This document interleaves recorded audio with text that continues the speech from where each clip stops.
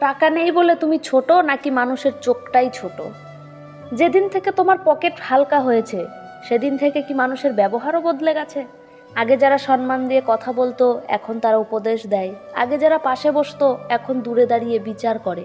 কিন্তু একটা কথা আজ পরিষ্কার করে বলি, টাকা কম হলে মানুষ ছোট হয় না, মানুষ ছোট হয় মানসিকতায়। শোনো, শ্রীকৃষ্ণ কখনো কাউকে টাকার জন্য বড় বলেনি। যখন ঘরে টাকা কম থাকে তখন শুধু জিনিস কমে না, মানুষের ব্যবহারও বদলে যায়।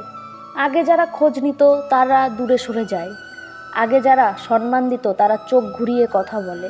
তখন মনে হয় টাকাই কি সব?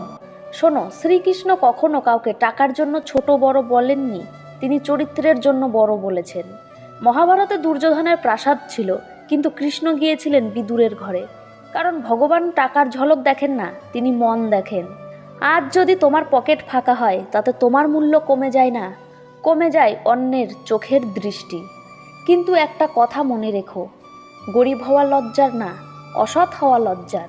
টাকা আজ কম কাল বেশি হতে পারে, কিন্তু যদি আত্মসম্মান হারাও সেটা ফেরত পাওয়া কঠিন। সংসারে অভাব আসতেই পারে, কিন্তু তুমি মাথা নিচু করে বাঁচবে কেন?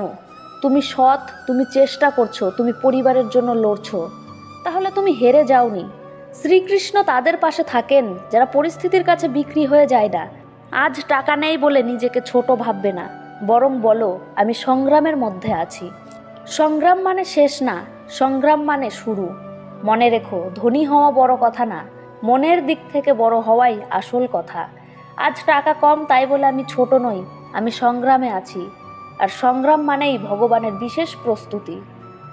যারা আজ আমাকে টাকায় মাপছে কাল তারা আমার পরিশ্রমে উত্তর পাবে। মনে রেখো, পকেট ফাঁকা থাকতে পারে কিন্তু আত্মসম্মান কখনো ফাঁকা হওয়া চলবে না। হরে কৃষ্ণ।